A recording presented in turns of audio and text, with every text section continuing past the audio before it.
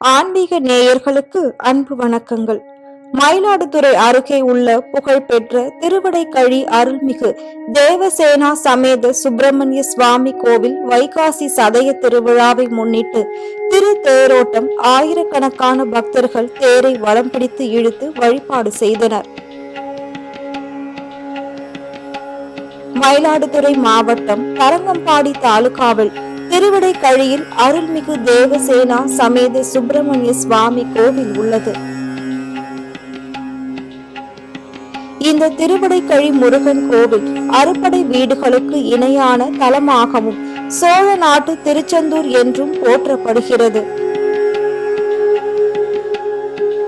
திருச்செந்தூரில் முருகப்பெருமான் சூரனை வதம் செய்த பின்னர் மாயையால் தரங்கம்பாடி கடலில் மறைந்திருந்த சூரன் இரண்டாவது மகனான இரணியாசூரனை வதம் செய்து சாபதோஷம் ஏற்பட திருவிடைக்கழி தலத்தில் முருகப்பெருமான் சிவனை பூஜித்து தனக்கு ஏற்பட்ட சாபதோஷம் நீங்க பெற்ற தலமாக திகழ்ந்து வருகிறது. அருணகிரிநாதரின் திருப்புகழில் போற்றி புகழப்பட்டுள்ள இக்கோவில் முருகப்பெருமானும் சிவபெருமானும் ஒன்று என்ற தத்துவத்தில் அமைக்கப்பட்டுள்ள ஒரே திருத்தலமாகும். இங்கு சிவபெருமானும் முருகப்பெருமானும் ஒரே கருவறையில் எழுந்தருளி உள்ளதால் முருகப்பெருமான் சிவஸ்வரூபமாக காட்சி அளிக்கிறார். சிறப்புமிக்க இக்கோவிலில் வைகாசி சதய திருவிழா பிரம்ம உற்சவ திருவிழா கடந்த 14ஆம் தேதி கொடியேற்றத்துடன் தொடங்கியது. கடந்த 20ஆம் தேதி வரலாற்று நிகழ்வாக தரங்கம்பாடி கடற்கரையில் இரண்யாசூர சம்ஹாரம், 21ஆம் தேதி திருக்கல்யாண வைபவமும் நடைபெற்றது.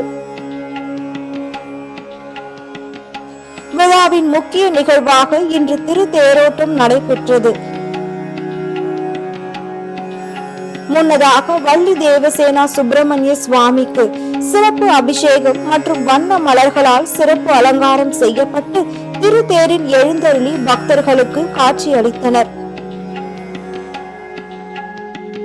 அதனைத் தொடர்ந்து தீபாராதனை காட்டப்பட்டு மேல வாத்தியங்கள் மற்றும் சிவ கைலாய வாத்தியங்கள் முழங்க தேரோட்டமானது தொடங்கியது.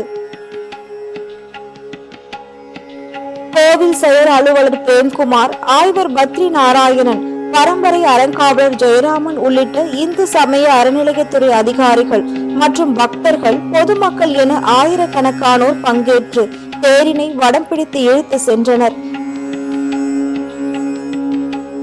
வழி நெடுகிலும் பொதுமக்கள் வீடுகள் தோறும் அர்ச்சனை செய்து வழிபாடு நடத்தினர்.